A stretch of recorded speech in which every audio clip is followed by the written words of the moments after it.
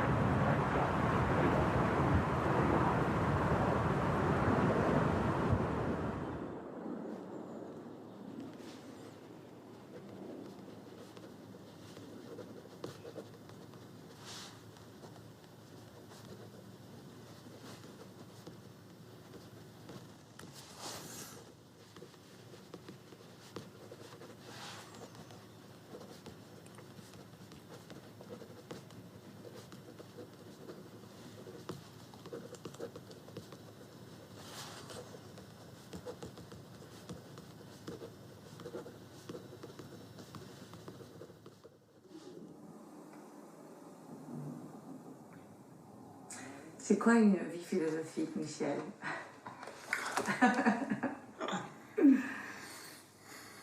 C'est la preuve du philosophe, je dirais. C'est la preuve du philosophe, la vie philosophique. Je crois qu'il y a des traditions philosophiques qu'on dit théorétiques, c'est-à-dire qui s'occupent de théorie pure, de théorie pour la théorie. Pourquoi y a-t-il de l'être plutôt que rien, par exemple? Genre de questions vaines, à mes yeux. Enfin, on peut passer sa vie entière sur ce genre de questions et se faire plaisir, mais je préfère les mathématiques. S'il faut vraiment faire des choses qui supposent le plaisir près l'abstraction pure. Je préfère la philosophie pratique, moi, qui suppose que d'un côté on a effectivement une théorie, une pensée, mais de l'autre côté on a une vie, et la théorie doit produire des effets dans la vie.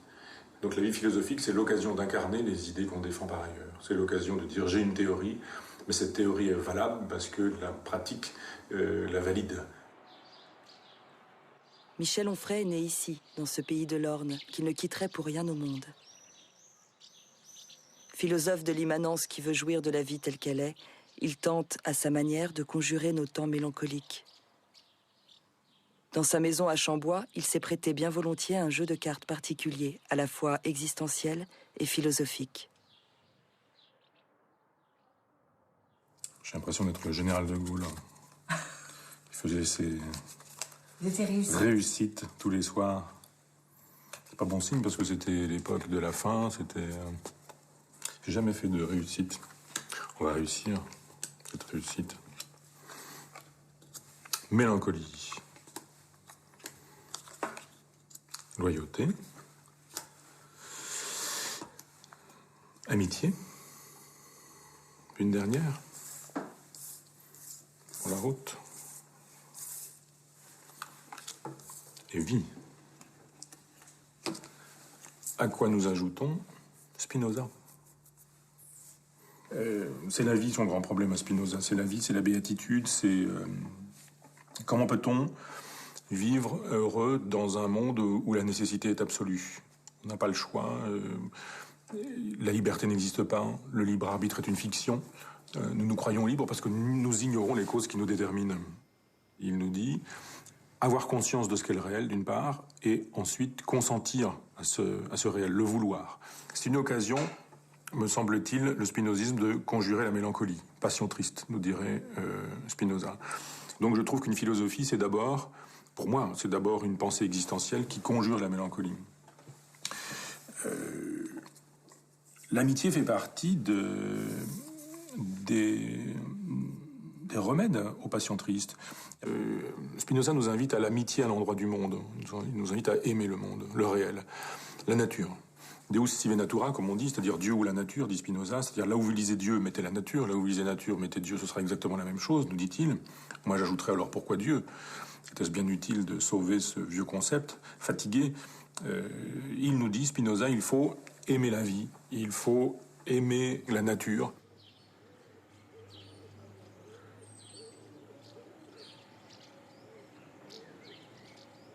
Je suis né ici, j'ai vécu ici, j'ai eu mon enfance ici. Et à 1 minute d'ici, il y avait la rivière où je me suis baigné. Tout à côté, il y a un petit bout de forêt où j'allais faire mes balades, où j'ai fait mes premiers baisers volés aux Parisiennes qui venaient là en vacances et qui étaient convoitées par tous les garçons du village. J'ai fait du vélo en traversant le village 500 fois, 1000 fois. J'allais à l'école à pied. C'était mon village. La petite enfance qui a été la mienne a été heureuse. J'ai des souvenirs justement virgiliens, c'est-à-dire d'abeilles, de guêpes, de scarabées, de rivières, d'herbes mâchées, de boutons d'or, etc.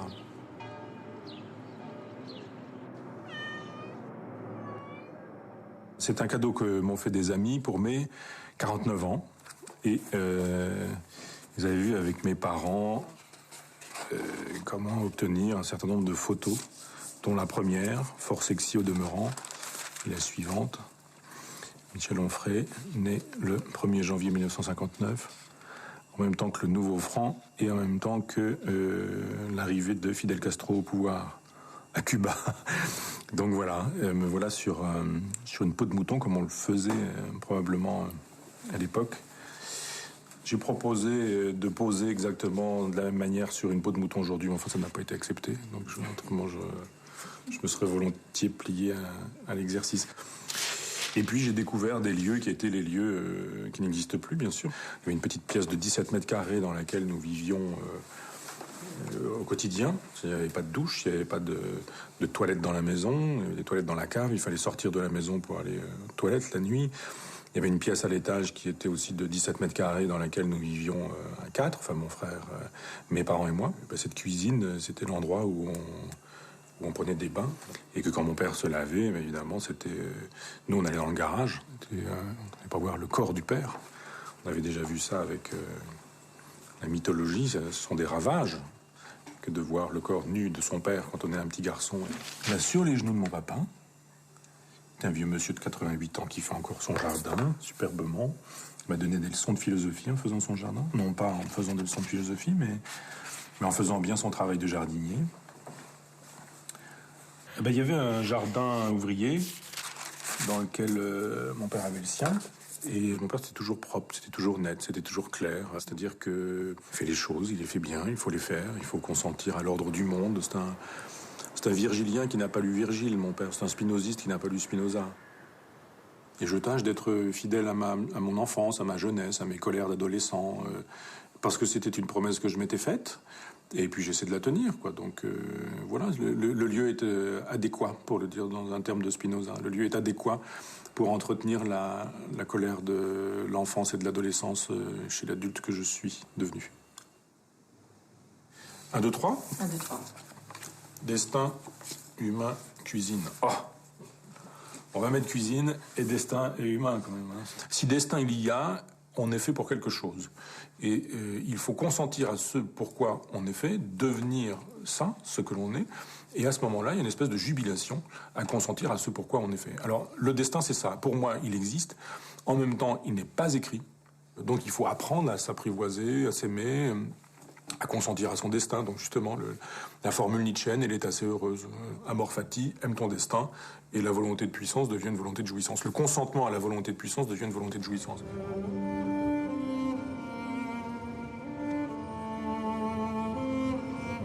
Je suis mort à l'âge de 10 ans, bel après-midi d'automne, dans une lumière qui donne envie de l'éternité.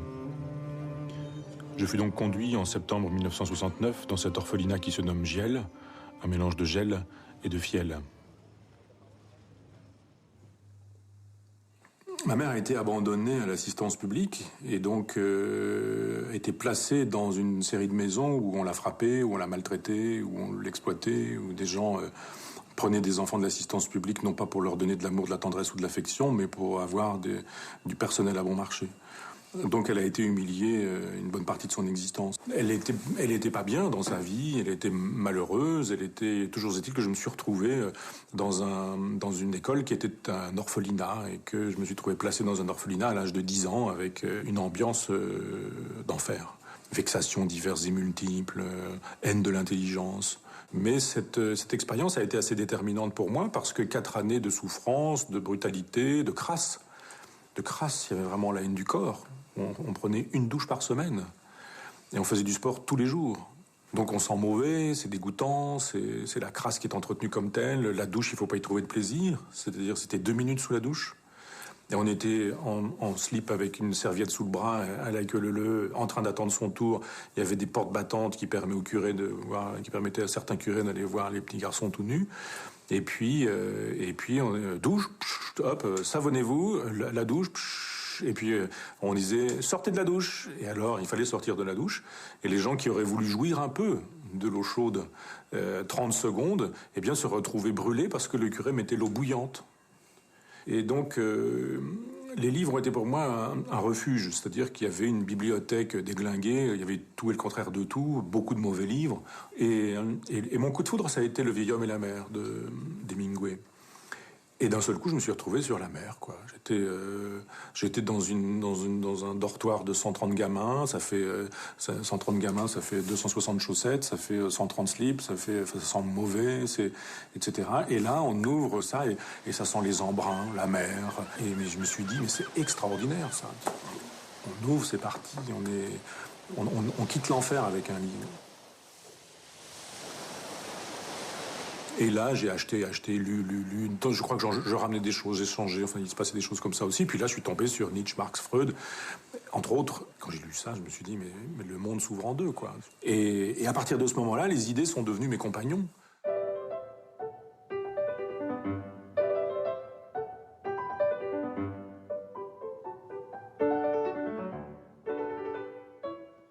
Vanité. Vanité, éphémère, musique. Je crois que c'est Nietzsche. Alors Nietzsche et la musique, hein, ça marche, évidemment. J'aurais bien aimé pouvoir être musicien. Nietzsche vivait ça, vraiment viscéralement. C'est-à-dire que quand il écrivait de la musique, il avait envie d'être musicien. Il a continué à composer toute son existence, mais son œuvre est une œuvre musicale. Sa prose est une prose musicale. Ainsi parlait Zarathustra, c'est un immense opéra. C'est une œuvre magnifique. Donc, la musique, indispensable, me semble-t-il, pour écrire et pour penser. Je me souviens d'une phrase que j'avais dite, je trouvais un peu, peut-être vaniteuse, à la bibliothécaire d'Argentan quand j'étais adolescent, et j'étais au lycée, et que j'allais à la bibliothèque. À l'époque, je parlais d'écriture, et je me disais, mais si je devais écrire un jour, j'aimerais écrire comme Bach.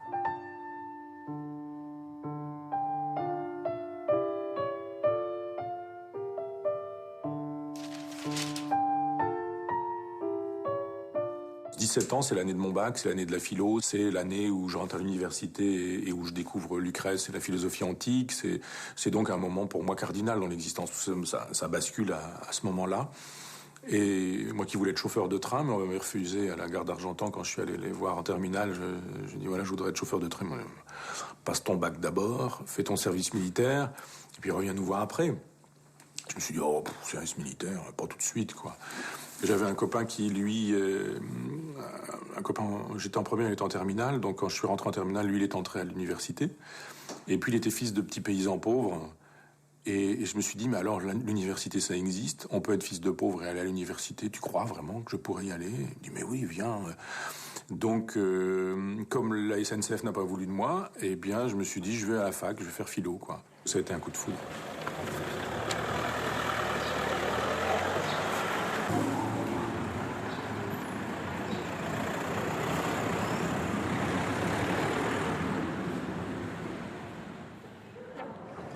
Michel, quel âge aviez-vous quand vous êtes entré pour la première fois dans cette librairie? Mais il me semble que tu avais 13 ans. 73, 59, 60, ça fait 14 ans. Ouais. Ah bah, 13-14 ans. Ouais. 13 ans. J'étais... Oui, alors à l'époque, il y avait... il y avait un radiateur là, et tu t'y es posé ton cartable là. Oui, pour montrer que j'étais pas un voleur. Il allait voir Henri là-haut, là-bas, au bureau. Oui, c'est Mon vrai. mari avait son bureau là, tu étais là. Et après, tu passais par là avec l'échelle. Oui. La librairie est devenue un lieu de famille, presque. C'est ici que j'ai rencontré ma compagne, il y a une trentaine d'années. Juste derrière, au pied de l'échelle. De chaque côté de l'échelle.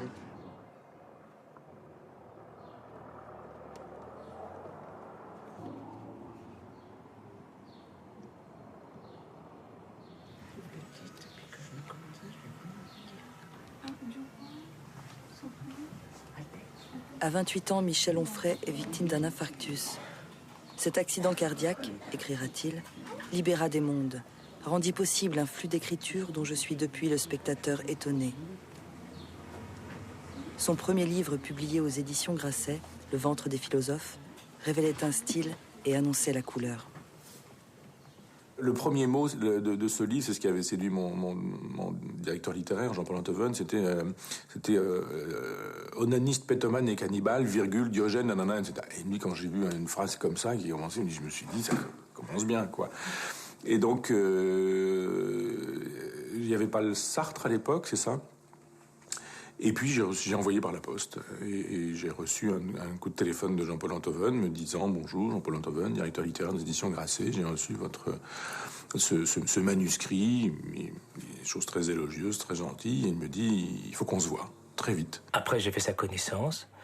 Il était à peu près exactement le même qu'aujourd'hui.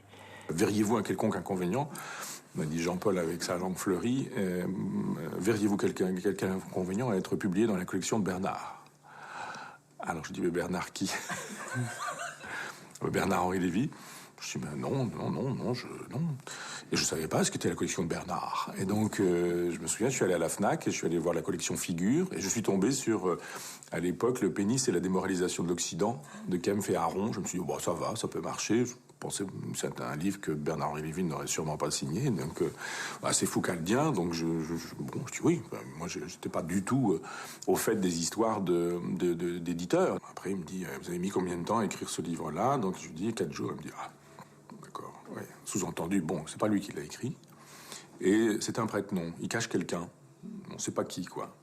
Et il me fait parler de ma vie. Il me dit, racontez-moi. Alors, évidemment, père ouvrier agricole, mère femme de ménage, la province, prof de philo dans un lycée technique, infarctus à 28 ans. Et il me dit, c'est du Zola, tout ça, c'est du Zola. Je dis, oui. Et puis il me teste pour savoir si vraiment j'ai fabriqué ça ou si. Puis il découvre que c'est vraiment moi, quoi. Il me dit, alors racontez ça. Et ça, c'est le coup de génie de Jean-Paul Antoven, le coup de génie éditorial. C'est-à-dire que c'est lui qui me fait faire une préface autobiographique. C'est un homme incroyablement entier. Je ne sais pas d'où ça lui vient, une espèce d'orgueil, mais au sens le plus noble du terme, et une sorte d'orgueil de sa souche. Il veut rester fidèle à la modestie de ses origines, il la revendique. Non, je vous ai dit que c'était un ami merveilleux, incroyablement présent dans toutes les circonstances de la vie, et pas simplement avec moi, parce que je suis son éditeur, j'ai pu être témoin. Et donc, il a les défauts inévitablement qui vont avec ses qualités. Il y a chez lui de l'intransigeance. Il y a chez lui une sorte de raideur avec laquelle, à Paris, on passe beaucoup d'accommodements. Lui, non. On pourrait imaginer un Michel Onfray avec la même métaphysique, totalement odieux, désagréable et indifférent aux autres. Or, pas du tout. Ce garçon est bon. Il est bon. Il a un grand cœur, comme on dit. Et il a envie, au nom même de cet hédonisme dont il a fait sa doctrine, il a envie que l'on soit le plus heureux possible autour de lui.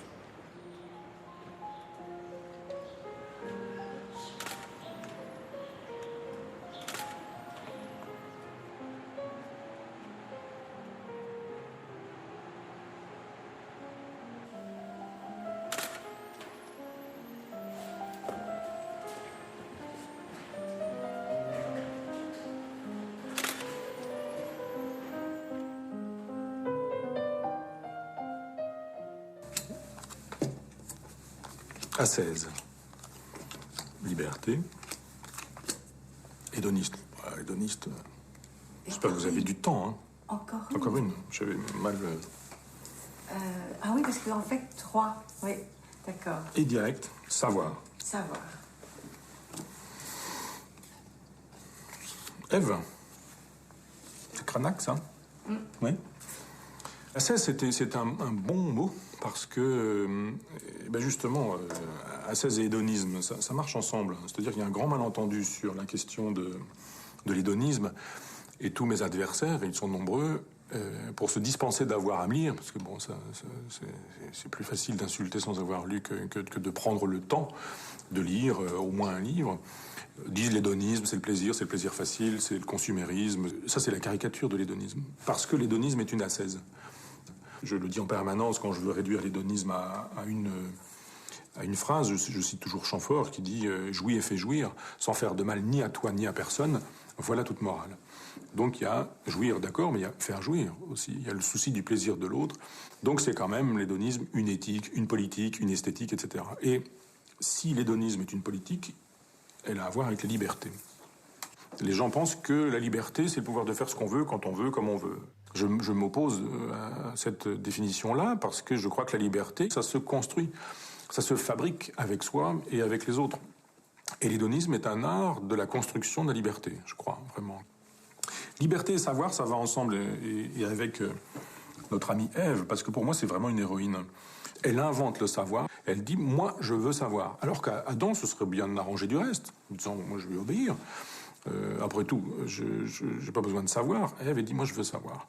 C'est la patronne des philosophes, je dirais, digne de ce nom. Un philosophe digne de ce nom, c'est quelqu'un qui veut savoir, qui veut comprendre, qui veut goûter du fruit de l'arbre de la connaissance, quel qu'en soit le coût, quel qu'en soit le prix. Bon, attendez, vous ne faites pas du tout comme je veux, mais ça fait rien. C'est comme ça. Rire, Vous voyez, corps, révolte. Et puis encore un quatrième, voilà, un petit quatrième. Et Dieu. Ah. Et Montaigne. Il y a des choses à dire là aussi.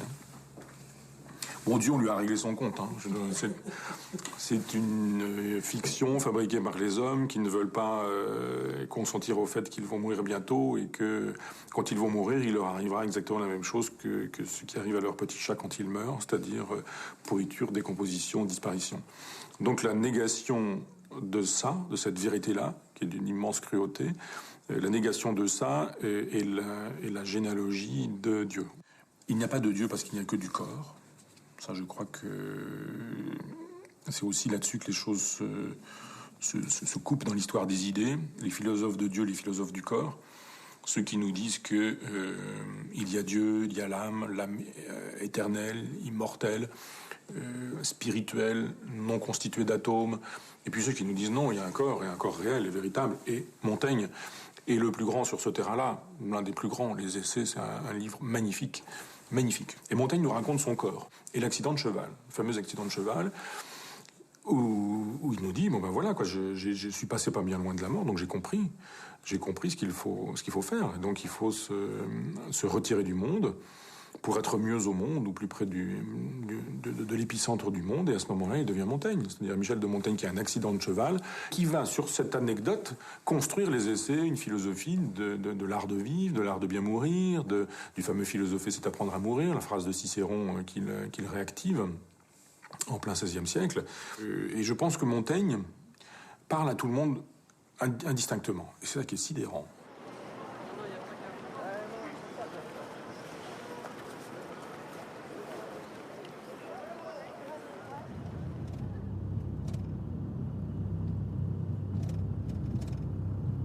La lenteur m'énerve.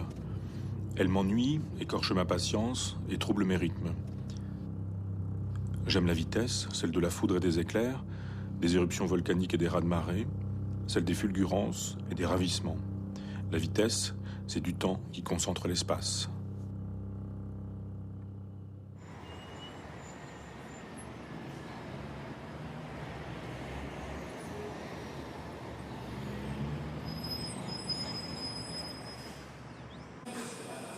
Donc il y a un trajet qui peut être Sils Maria, Bergame, Venise. Bonjour. Bonjour Michel, ça va? Et vous? Je prépare mes vacances. Comment? Je prépare mes vacances. Non, je croyais que vous étiez perdu, mais un homme comme vous n'est pas perdu. À Paris, si, toujours. À Paris, oui. Je vais vous montrer où vous êtes à Paris. C'est pas la carte de Paris? C'est l'Europe. Je fais un trajet nietzschéen, je prépare un trajet nietzschéen. Ah bon? Vous allez finir en Italie, alors, c'est comme ça. Alors, c'est Italie du Nord, et en même temps, je cherchais l'endroit de Sils Maria sur la carte, mais je ne me souvenais plus exactement. Ma première visite à Sils Maria s'était faite dans la neige, blanche jusqu'à la nausée, immensément blanche. En terre philosophique, voyager suppose quérir des traces, hanter des lieux, parcourir des paysages, solliciter l'âme et les mannes d'un penseur lu, aimé, complice. Le philosophe le plus cher à son cœur, Nietzsche, a séjourné souvent à Sils Maria en Engadine.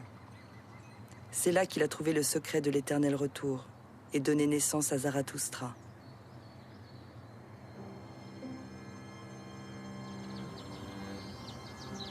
Sur les traces de Nietzsche, qui recherchait les lumières d'Italie, Michel Onfray se tourne vers Venise.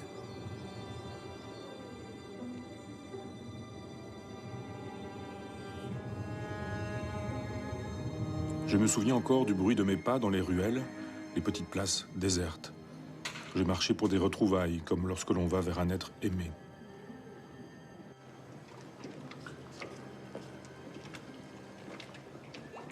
Au détour d'un étroit canal, comme la barque de Charon, un gondolier passa. Arc-bouté sur sa rame, il fit avancer l'embarcation, ce long cercueil effilé, noir, au bec menaçant.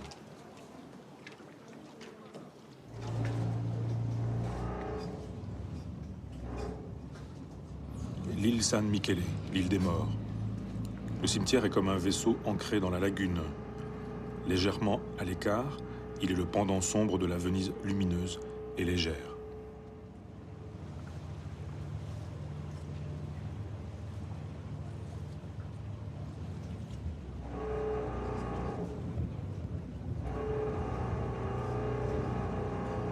Le cœur de Venise est nocturne, et la nuit est peuplée de songes avec lesquels se nourrissent les livres.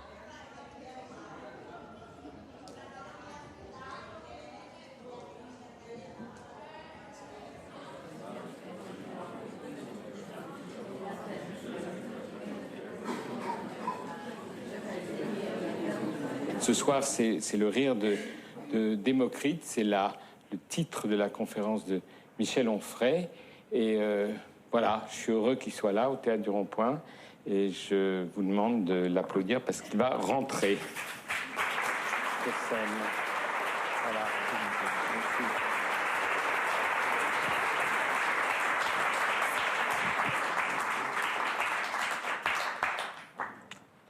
Merci. Merci, cher Jean-Michel, pour votre hospitalité.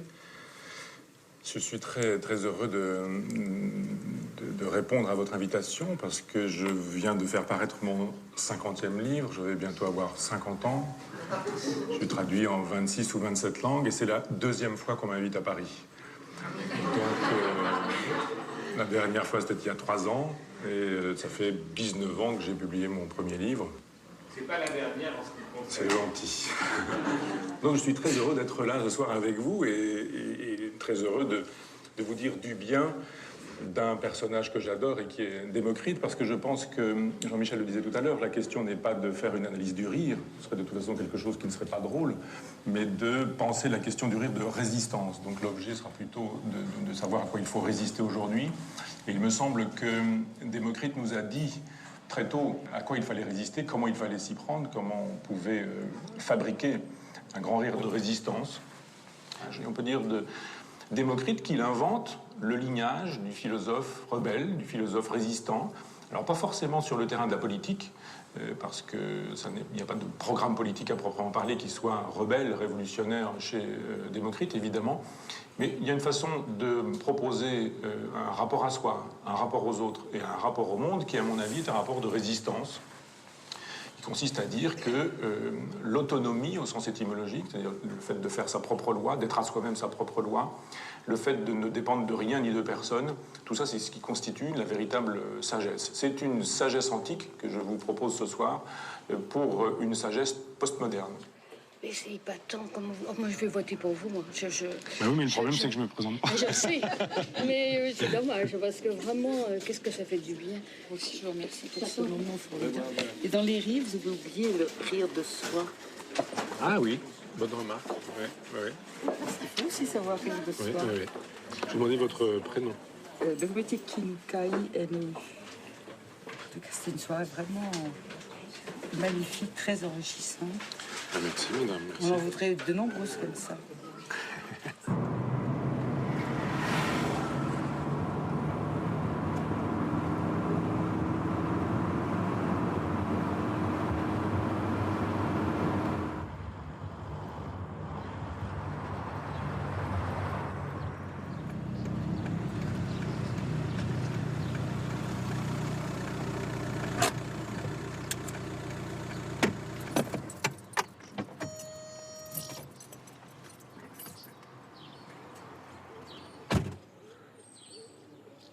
Il faut se rebeller, il faut dire non. C'est un romantisme désespéré, parce que ça ne changera rien, mais au moins ça ne sera pas passé par moi. Au moins, moi, ma vie fait le témoin, je témoigne dans ma vie que je n'aurais pas, me semble-t-il, contribué à l'exploitation, à la domination, à l'humiliation, à l'appauvrissement des autres, ou à l'exploitation des individus. Je suis sûr de moi là-dessus. Donc, ma révolte, elle est contre les niches, qui sont les niches intellectuelles, qui sont les niches politiques, qui sont les niches médiatiques, les niches de pouvoir, ces petits mondes dans lesquels les gens se trouvent entre eux en disant « bon, allez ». On m'a fait plusieurs fois la proposition de dire « arrêtez d'être plus fils de pauvre », etc. Je dis « mais on ne cesse jamais de l'être, fils de pauvre ». Je dis « fils de pauvre », je n'ai pas dit que j'étais pauvre moi-même, je dis simplement que fils de pauvre, je l'ai été, je le suis et je le serai toujours. Et je serai fidèle à ça. Parce qu'on me dit « ouais, mais vous n'êtes plus de ce monde-là, venez dans notre monde ». Je dis « il est bien votre monde, probablement, pour certains, mais moi, il ne me plaît pas ». Et je n'ai pas envie de vivre non plus comme un pauvre, mais je vis dans une vie qui est la mienne et que j'ai construite, dans laquelle je suis du côté des pauvres, des oubliés, des sans-grade, des négligés, de tous ces gens-là. Et parce que ça me paraît viscéralement impossible de faire autrement. Voilà pourquoi je suis révolté. C'est une question de viscère. Donc je trouve que la révolte, l'individu n'exclut pas l'action collective, l'action communautaire, et que c'est même parce qu'on aura des individus qu'on pourra agir collectivement. Une communauté est possible, et moi je la crois philosophique, cette communauté. Et la communauté philosophique, c'est le titre d'un de mes livres, c'est le titre du livre que j'ai consacré au principe de l'université populaire. C'est la vieille machine épicurienne, c'est l'amitié qui mène le monde, c'est la danse des amis, enfin c'est tout ce qui rend possible des fabrications de micro-résistances, de micro-politiques, de couples différents, de groupes d'amis différents, d'associations différentes, de mouvements différents qui permettent de faire bouger les choses. L'Université populaire de Caen est née parce que je me suis trouvé irrité de la présence de Le Pen au deuxième tour des présidentielles. Et puis aussi parce que j'étais déçu du comportement des intellectuels parisiens qui donnaient des leçons et appelaient à voter massivement Chirac. Je me suis donc dit, je démissionne de l'éducation nationale, je crée une université populaire. La culture, le savoir, ça sert à libérer, ça sert à penser, à se penser dans le monde. Et ça doit produire des effets. C'est une vraie aventure politique, au sens noble du terme.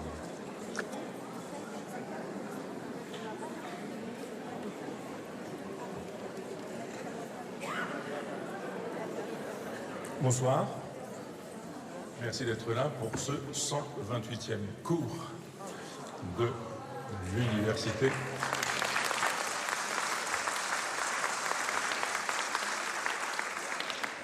128e et dernier de l'année. C'est toujours un peu mais il y aura l'an prochain, vous verrez. On aura 1000 choses à se dire encore l'année suivante. Donc c'est toujours très émouvant pour moi de terminer une année. Il y a toujours une espèce de performance intellectuelle attachée de faire une petite synthèse de l'année sans se répéter véritablement, tout en annonçant ce qui constituera les séances de l'année prochaine, sans déflorer, sans dévoiler, sans préciser pour autant, en expliquant, comme vous l'avez bien constaté, que tout ce qui a eu lieu depuis 6 années se tient, se renvoie. Vous verrez l'an prochain que le cours que nous avions jadis fait sur Épicure est utile pour comprendre la perspective de Nietzsche, la perspective nietzschéenne, la perspective du surhomme, et que tout finit par prendre sens. C'est une espèce de puzzle qui permet d'agencer les pièces pour qu'une figure finisse par apparaître. Et nous déboucherons sur Nietzsche l'an prochain. Voilà pourquoi ce dernier cours s'appelle « Vers Nietzsche ». Donc voilà la chaîne de production de la contre-histoire de la philosophie, qui n'est pas aussi lisible que ça en temps normal, parce qu'il y en a plein partout. Sur le bureau, par terre, à mes pieds, il y a des piles que font tomber mon petit chat. Et on a ici l'œuvre complète d'une année, le XVIIe siècle, en l'occurrence. Des livres sûrs, là j'ai pas tout mis non plus parce qu'il aurait fallu une pile aussi importante. Les prises de notes, avec tout un rituel sur lequel je vais revenir. Note de lecture de l'œuvre complète. Donc, je fabriquais des petites couvertures, la correspondance, j'ai fait un répertoire de l'éthique, la préface dans l'édition de la Pléiade, le court traité, l'éthique tout entière. Alors, par exemple, quand on prend l'éthique tout entière, traité de la réforme de l'entendement, des chronologies, court traité de Dieu, des textes politiques. Mais je refais des lectures et les lectures spécifiques à l'histoire à la contre-histoire de la philosophie, ce sont ces cahiers-là. Alors je suis très dans le rituel. C'est-à-dire, je prends des notes sur ces cahiers-là, j'écris sur des cahiers qui sont toujours de la même marque. Et donc voilà, encre violette, les titres de chapitres soit en vert, soit en rouge, avec les parties, etc. Sur le côté, en rouge, ce qui me permet de me repérer assez rapidement dans la prise de notes. Donc j'ouvre un dossier par année et je commence à travailler sur les chronologies pour tout me mettre en tête. Qui est né avant qui est mort tôt alors que l'autre aura fait un centenaire, comme Fontenelle par exemple. Quels sont les peintres de l'époque, les architectes, les musiciens. Je trouve qu'on ne peut pas comprendre l'architecture de l'éthique de Spinoza si on ne sait pas qui était musicien par exemple à cette époque-là. Donc ça, ce sont les notes prises pour l'année entière, et quand j'ai pris mes notes, alors à ce moment-là, j'écris. Quand tout est prêt, c'est un petit peu comme une espèce de cocotte-minute, on sent que c'est le moment, qu'il faut y aller. Et donc, j'ai toujours les mêmes cahiers, toujours le même rituel, avec le même stylo et la même encre noire. J'écris sur les pages de droite et rien sur les pages de gauche, sauf éventuellement les titres des paragraphes. Un jour, on m'a demandé combien de temps je consacrais à la préparation de mes cours. Je ne savais pas. Eh bien, j'ai découvert que je travaillais une trentaine d'heures pour préparer une séance. Une seule séance. Une séance, une trentaine d'heures de cours. Dactylographie, ensuite, après l'écriture. Et puis, le cours à proprement parler, qui suppose un synopsis. Et c'est là-dessus que je travaille quand je m'enferme une demi-heure avant le début de mon cours. Puisque quand j'arrive sur scène et que je pose mes papiers, je m'en sers pratiquement plus, puisque j'improvise mon cours. Et ça finit par donner ça un jour. Voilà. Et puis ça. Ensuite. Et puis ça, avec les éditions étrangères. Et puis voilà.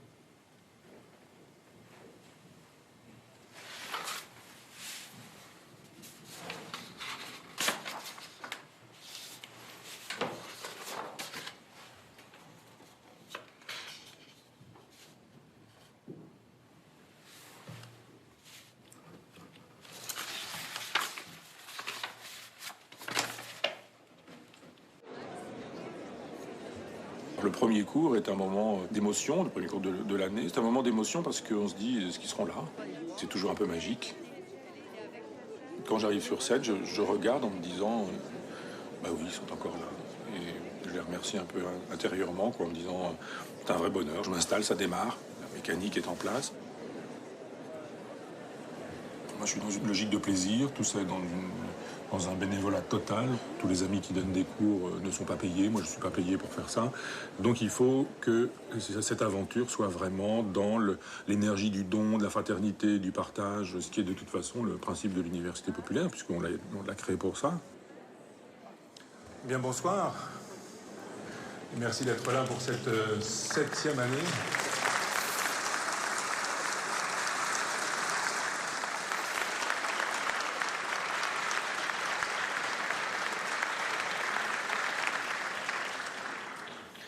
Merci. Votre accueil me fait vraiment très plaisir. Je suis Très heureux de vous voir si nombreux, vraiment, ce soir, pour ce 129e cours, on a compté avec Dorothée, c'est-à-dire cette 7e année de l'Université populaire de Caen. Je pense que presque tout le monde est porteur de potentialités qui n'ont pas été suscitées ou sollicitées. Et ça me fait toujours un peu de peine, cet immense gâchis.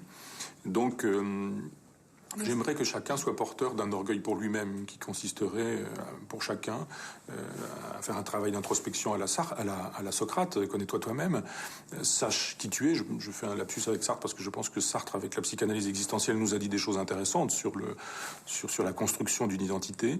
Et je pense que quand on a la chance de se sentir porté, poussé pour une chose à faire. Chaque matin, quand je me mets à mon bureau, j'ai un vrai bonheur à travailler, à m'y mettre, à reprendre mes notes, à ne faire que ça, faire des conférences, à écrire, etc., mais à ne faire que ça.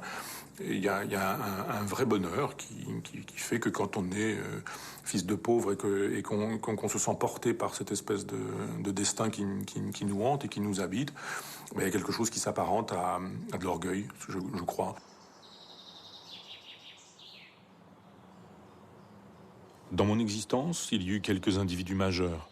Les doigts d'une main suffisent pour les compter. Monsieur Hervieux m'a appris le livre, la passion qu'on peut lui vouer et le bonheur qu'on lui doit toujours.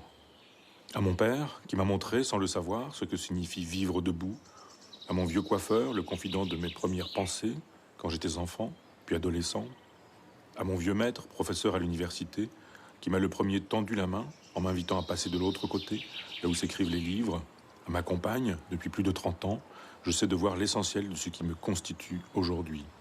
Sans eux, je ne serais pas ce que je suis.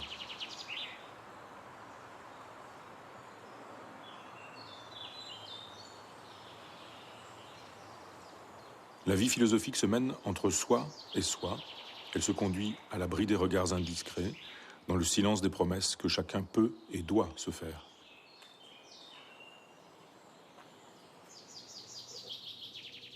Le corps pense, la chair écrit, l'œuvre laisse une trace et témoigne.